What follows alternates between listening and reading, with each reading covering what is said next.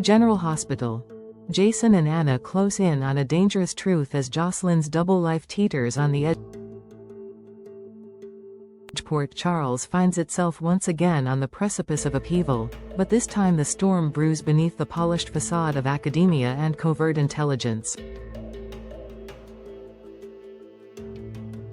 In a tangle of espionage, manipulation, and buried secrets, the lives of Jason, Anna, and Jocelyn intersect in a way that threatens to expose a global conspiracy, and a young woman's risky descent into a world she can't fully control.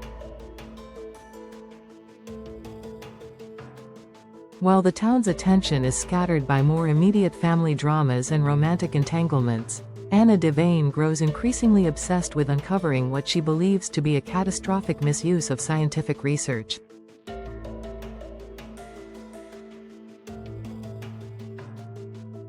Her focus has landed squarely on Professor Henry Dalton, a charming but elusive academic with deep ties to corporate funding and questionable political affiliations. Anna's instincts, sharpened from decades of counterintelligence work, begin to scream the moment she learns that Dalton's benefactor is none other than Jens Sidwell, a man whose philanthropic front masks decades of shadowy financial backchannels to experimental militarized science.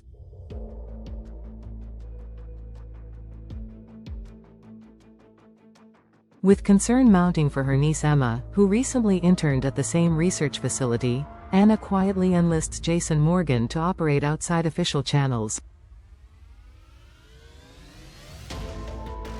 Jason, freshly returned from exile, has been moving cautiously, unwilling to expose himself too quickly to old enemies or allies. But when Anna presents Dalton's credentials, along with his growing influence among WSB-adjacent programs, Jason agrees to help her trace the money, the science, and any agents in Dalton's orbit.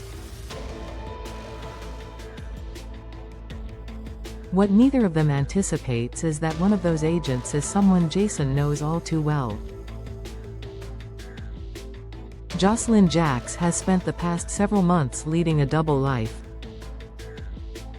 While Carly believes her daughter is immersed in her college studies, Jocelyn has been quietly trained and recruited by Jack Brennan, a charismatic but ruthless figure embedded within the WSB's most secretive sector.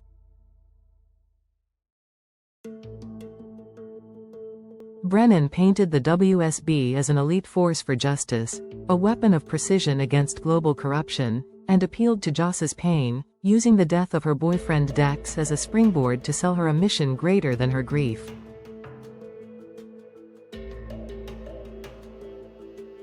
Joss, still raw from loss and hungry for purpose, accepted the calling.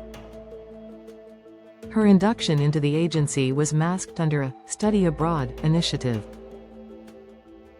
Easter Island, she claimed. Environmental sciences, she insisted.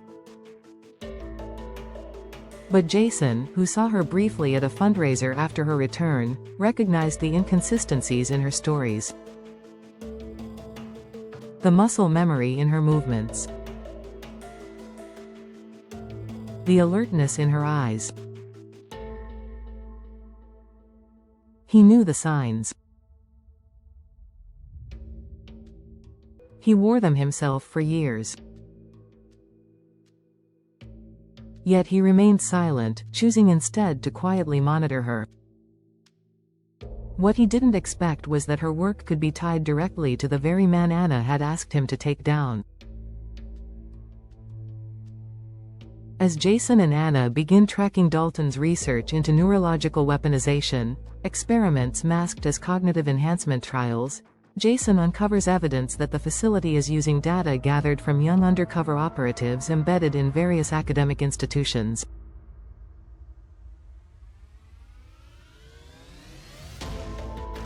He notices encrypted logs tied to PCU, and among the redacted names and code assignments, one strikes a chilling nerve: JX47. His growing suspicions are confirmed when he finds a surveillance photo of Jocelyn walking into the restricted sector of Dalton's lab. The image, taken 3 weeks prior, shows her being escorted by Brennan himself. Jason's fury is immediate. But before confronting her, he goes to Anna. Together, they connect the dots.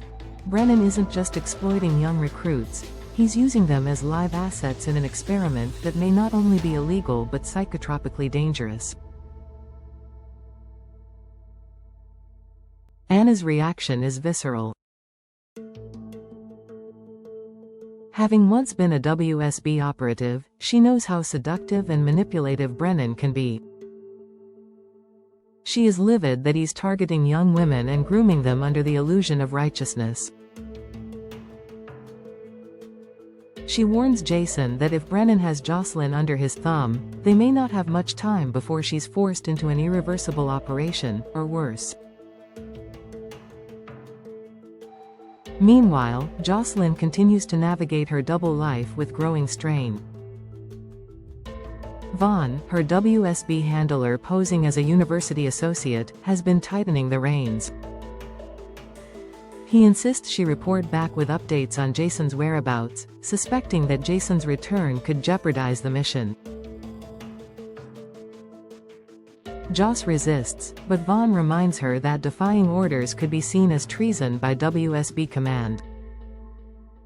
Joss's resolve begins to fracture when she overhears Brennan and Dalton discussing activation protocols for a test subject whose neurological scan matches hers.